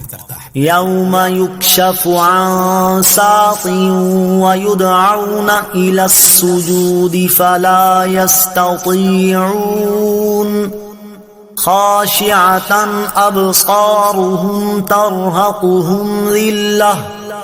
وقد كانوا يدعون إلى السجود وهم سالمون. ترجمہ، جس دن معاملہ بڑا سخت ہو جائے گا اور کافروں کو سجدے کی طرف بلایا جائے گا تو وہ اس کی طاقت نہ رکھیں گے، ان کی نگاہیں نیچی ہوں گی، ان پر ذلت چڑھ رہی ہوگی، اور بے شک انہیں دنیا میں سجدے کی طرف بلایا جاتا تھا جبکہ وہ تندرست تھے۔ یوم یکشف عن ساق، جس دن معاملہ بڑا سخت ہو جائے گا۔ اس آیت اور اس کے بعد والی آیت کا خلاصہ یہ ہے کہ مشرکین اپنے شریکوں کو اس دن لے آئیں جس دن ایک ساق کھولی جائے گی تاکہ وہ انہیں فائدہ پہنچائیں اور ان کی سفارش کریں، اور قیامت کے دن کفار و منافقین کو ان کے ایمان کے امتحان اور دنیا میں سجدہ ریز نہ ہونے پر ڈانٹ ڈپٹ کے طور پر سجدے کی طرف بلایا جائے گا تو وہ سجدہ نہ کر سکیں گے کیونکہ ان کی پشتیں تانبے کے تختے کی طرح سخت ہو جائیں گی، اور اس وقت ان کا حال یہ ہوگا کہ دنیا میں ایمان قبول نہ کرنے اور سجدوں کو ترک کرنے پر شرم و ندامت سے ان کی نگاہیں نیچی ہوں گی، ان کے چہرے سیاہ ہو جائیں گے اور ان پر ذلت چڑھ رہی ہوگی، حالانکہ انہیں رسولوں کی مقدس زبانوں سے دنیا میں سجدے کی طرف بلایا جاتا تھا اور اذانوں اور تکبیروں میں حی علی الصلاح، حی علی الفلاح کے ساتھ نماز اور سجدے کی دعوت دی جاتی تھی، لیکن یہ تندرست ہونے کے باوجود سجدہ نہ کرتے تھے، اور ان کے اسی عمل کا یہ نتیجہ ہے جو یہاں سجدے سے محروم رہے۔ یاد رہے کہ جمہور علماء کے نزدیک یہاں آیت میں ساق کھلنے سے مراد وہ شدت اور سختی ہے جو قیامت کے دن حساب اور جزا کے لیے پیش آئے گی، اور اس وقت کے بارے میں حضرت عبداللہ ابن عباس رضی اللہ تعالیٰ عنہما فرماتے ہیں کہ قیامت میں وہ بڑا سخت وقت ہے۔ آیت کا دوسرا معنی یہ ہے کہ یہاں محاورے والا معنی مراد نہیں ہے بلکہ یہ معنی ہے کہ جس دن ساق یعنی پنڈلی کھولی جائے گی۔ اس معنی کے اعتبار سے یہ آیت متشابہات میں سے ہے، اور قرآن پاک یا احادیث میں مذکور متشابہات کے بارے میں اسلاف کا طریقہ یہ ہے کہ وہ ان کے معنی میں کلام نہیں کرتے اور یہ فرماتے ہیں کہ ہم اس پر ایمان لاتے ہیں اور اس سے جو مراد ہے وہ اللہ تعالیٰ کے سپرد کرتے ہیں۔ نماز میں سستی کرنے والے مسلمانوں کے لیے عبرت و نصیحت۔ یہاں آیت میں بیان کی گئی وعید اگرچہ کفار اور منافقین کے لیے ہے کہ انہیں سجدے کی طرف بلایا جائے گا تو وہ اس کی طاقت نہیں رکھیں گے، کیونکہ دنیا میں انہیں خدا کے سامنے جھکنے کی طرف بلایا جاتا تھا تو یہ انکار کرتے تھے۔ یہ اگرچہ کفار کے بارے میں ہے لیکن اس میں ان مسلمانوں کے لیے بھی بہت عبرت اور نصیحت ہے جو شرعی عذر نہ ہونے کے باوجود نماز ادا نہیں کرتے بلکہ بعض اوقات نماز ہی قضا کر دیتے ہیں، اس سرے سے نماز پڑھتے ہی نہیں۔ جماعت کے ساتھ نماز پڑھنے کا حکم دیتے ہوئے ایک مقام پر اللہ تعالیٰ ارشاد فرماتا ہے وَأَقِيمُوا الصَّلَاةَ وَآتُوا الزَّكَاةَ وَارْكَعُوا مَعَ الرَّاكِعِينَ۔ ترجمہ، اور نماز قائم رکھو اور زکوٰۃ ادا کرو اور رکوع کرنے والوں کے ساتھ رکوع کرو، اور نماز ادا کرنے میں سستی کرنے والوں کے بارے میں فرماتا ہے ان المنافقین یخادعون اللہ وهو خادعهم واذا قاموا الى الصلاة قاموا كسالى يراءون الناس ولا يذكرون الله الا قليلا۔ ترجمہ، بے شک منافق لوگ اپنے گمان میں اللہ کو فریب دینا چاہتے ہیں اور وہی انہیں غافل کر کے مارے گا، اور جب نماز کے لیے کھڑے ہوتے ہیں تو بہت بڑے سست ہو کر لوگوں کے سامنے ریاکاری کرتے ہوئے کھڑے ہوتے ہیں اور اللہ کو بہت تھوڑا یاد کرتے ہیں۔ اور نماز قضا کر کے پڑھنے والوں کے بارے میں فرماتا ہے فَوَيْلٌ لِّلْمُصَلِّينَ الَّذِينَ هُمْ عَن صَلَاتِهِمْ سَاهُونَ۔ ترجمہ، تو ان نمازیوں کے لیے خرابی ہے جو اپنی نماز سے غافل ہیں، اور نماز ضائع کرنے والوں کے بارے میں فرماتا ہے فَخَلَفَ مِن بَعْدِهِمْ خَلْفٌ أَضَاعُوا الصَّلَاةَ وَاتَّبَعُوا الشَّهَوَاتِ فَسَوْفَ يَلْقَوْنَ غَيًّا۔ ترجمہ، تو ان کے بعد وہ نالائق لوگ ان کی جگہ آئے جنہوں نے نمازوں کو ضائع کیا اور اپنی خواہشوں کی پیروی کی تو ان قریب وہ جہنم کی خوفناک وادی غی سے جا ملیں گے۔ اور حضرت ابو ہریرہ رضی اللہ تعالیٰ عنہ سے روایت ہے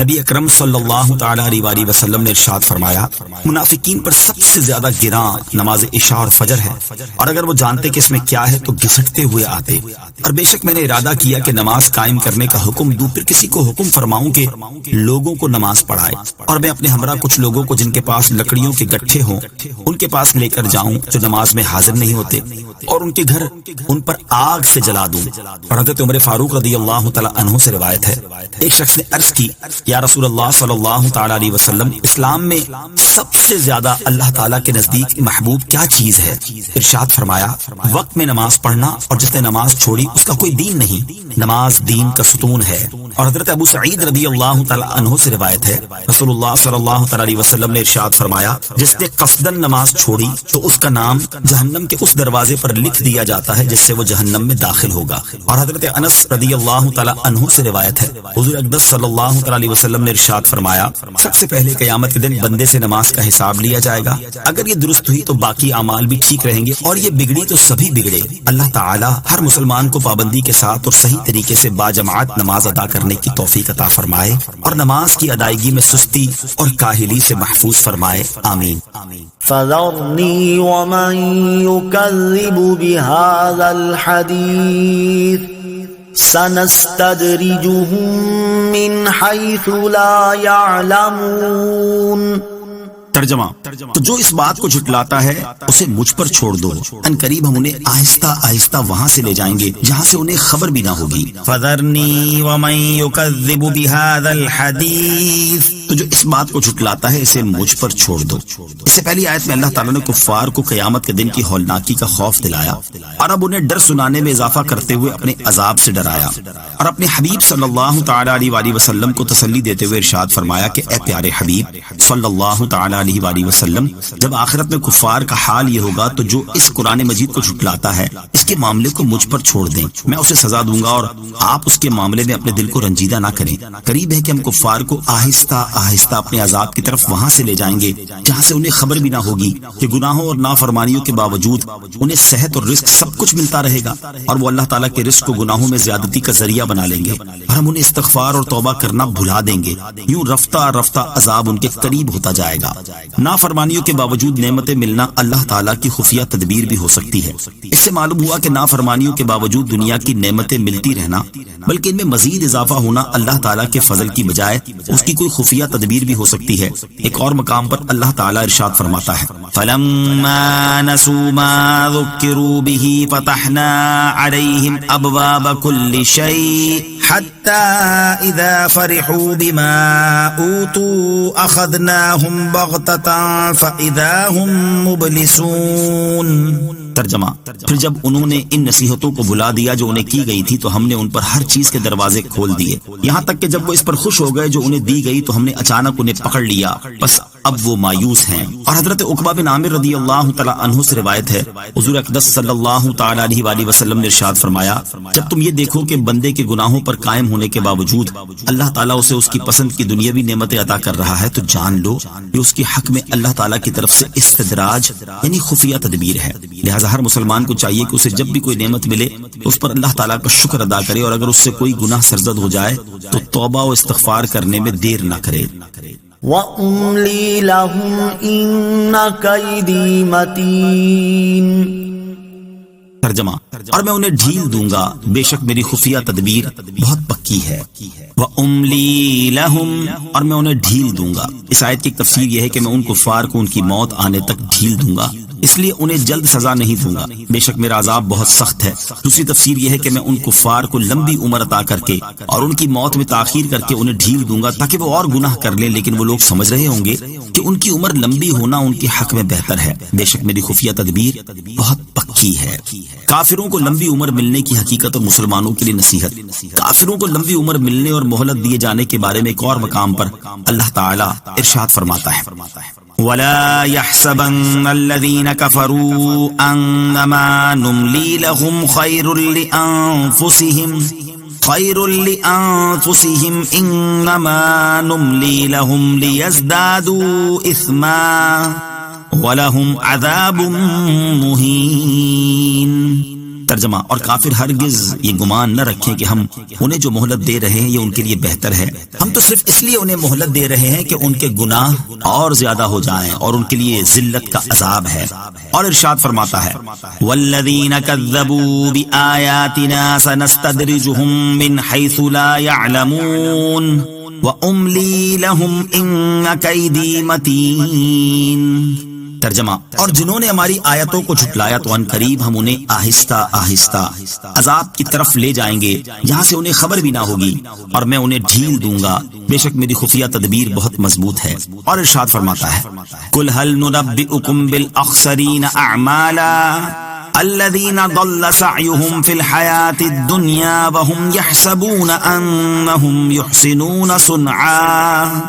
ترجمہ، تم فرماؤ کیا ہم تمہیں بتا دیں کہ سب سے زیادہ ناقص عمل والے کون ہیں؟ وہ لوگ جن کی ساری کوشش دنیا کی زندگی میں برباد ہو گئی، حالانکہ وہ یہ گمان کر رہے ہیں کہ وہ اچھا کام کر رہے ہیں۔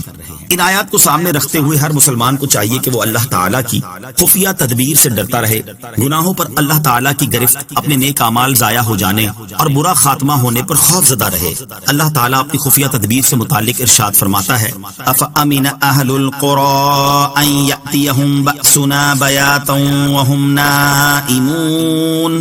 أَوَأَمِنَ أَهْلُ الْقُرَىٰ أَن يَأْتِيَهُم بَأْسُنَا ضُحًى وَهُمْ يَلْعَبُونَ أَفَأَمِنُوا مَكْرَ اللَّهِ فَلَا يَأْمَنُ مَكْرَ اللَّهِ إِلَّا الْقَوْمُ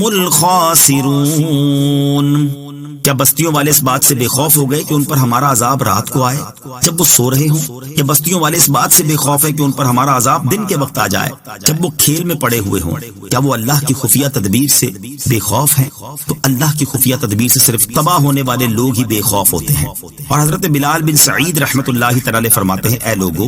اللہ تعالیٰ سے حیا کیا کرو، اللہ تعالیٰ سے ڈرتے رہا کرو، اللہ تعالیٰ کی خفیہ تدبیر سے بے خوف نہ ہو جاؤ اور اللہ تعالیٰ کی رحمت سے مایوس نہ ہو جاؤ۔ اور امام بہقی رحمۃ اللہ تعالی فرماتے ہیں، بندے کو اللہ تعالیٰ سے اس قدر خوف زدہ نہیں ہو جانا چاہیے کہ وہ اللہ تعالیٰ کی رحمت سے ہی مایوس ہو جائے، اور بندے کو اللہ تعالیٰ سے اتنی امید بھی نہیں لگا لینی چاہیے کہ وہ اللہ تعالیٰ کی خفیہ تدبیر سے ہی بے خوف ہو جائے یا اللہ تعالیٰ کی نافرمانی کرنے پر بے باک ہو جائے۔ صحابہ کرام علیہ رضوان جیسے عظیم حضرات اللہ کریم کی خفیہ تدبیر سے بہت خوف زدہ رہا کرتے تھے۔ چنانچہ حضرت انس بن مالک رضی اللہ تعالیٰ عنہ فرماتے ہیں، میں نے ایک مرتبہ امیر المومنین حضرت عمر فاروق رضی اللہ تعالیٰ عنہ کو سنا کہ وہ اپنے آپ کو مخاطب کر کے فرما رہے تھے، واہ واہ اے عمر بن خطاب، تم مسلمانوں کا امیر بن چکا ہے، خدا کی قسم تم اللہ تعالیٰ سے ڈرتے رہو ورنہ وہ تمہیں اپنے عذاب میں مبتلا کر دے گا۔ جب بارگاہ رسالت صلی اللہ تعالیٰ علیہ وسلم سے جنت کا پروانہ حاصل کر لینے والے قطعی جنتی حضرت عمر فاروق رضی اللہ تعالیٰ عنہ کا اللہ تعالیٰ کی خفیہ تدبیر سے ڈرنے کے معاملے میں یہ حال ہے، تو ہم جیسے لوگوں کو خود ہی غور کر لینا چاہیے کہ ہمیں اللہ تعالیٰ کی خفیہ تدبیر سے کس قدر ڈرنا چاہیے۔ حضرت بشر حافی رحمۃ اللہ تعالی فرماتے تھے،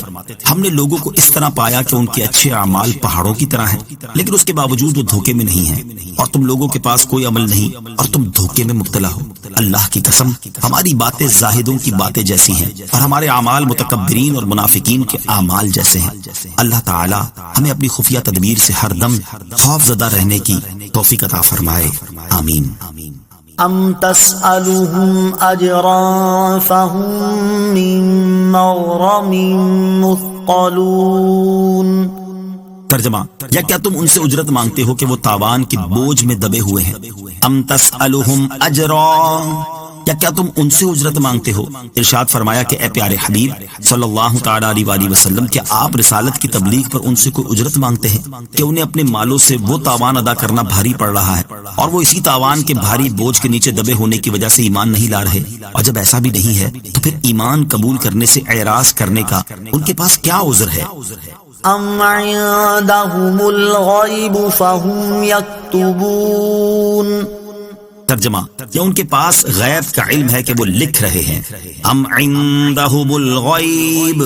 یا ان کے پاس غیب کا علم ہے، یعنی اے حبیب صلی اللہ تعالیٰ علیہ وسلم، کیا ان کفار کے پاس لوح محفوظ ہے جس میں آئندہ ہونے والے واقعات کی خبریں ہیں اور یہ لوگ اس میں موجود باتیں لکھ رہے ہیں اور اس بنا پر آپ سے جھگڑ رہے ہیں اور یہ دعویٰ کرتے ہیں کہ وہ اپنے رب عز و جل کے ساتھ کفر کرنے کے باوجود اللہ تعالیٰ کی بارگاہ میں ایمان والوں سے اعلیٰ درجہ رکھتے ہیں؟ فاصبر لحكم ربك ولا تكن كصاحب الحوت إذ نادى وهو مكظوم۔ ترجمہ، تو تم اپنے رب کے حکم تک صبر کرو اور مچھلی والے کی طرح نہ ہونا جب اس نے اس حال میں پکارا کہ وہ بہت غمگین تھا۔ فاصبر لحکم ربک، تو تم اپنے رب کے حکم تک صبر کرو، یعنی اے حبیب صلی اللہ تعالیٰ علیہ وسلم، کفار کو مہلت دینے اور ان کے خلاف آپ کی مدد کو مؤخر کرنے کے معاملے میں آپ اپنے رب عز و جل کے حکم کا انتظار کریں اور ان کی طرف سے پہنچنے والی ایذاؤں پر صبر کریں۔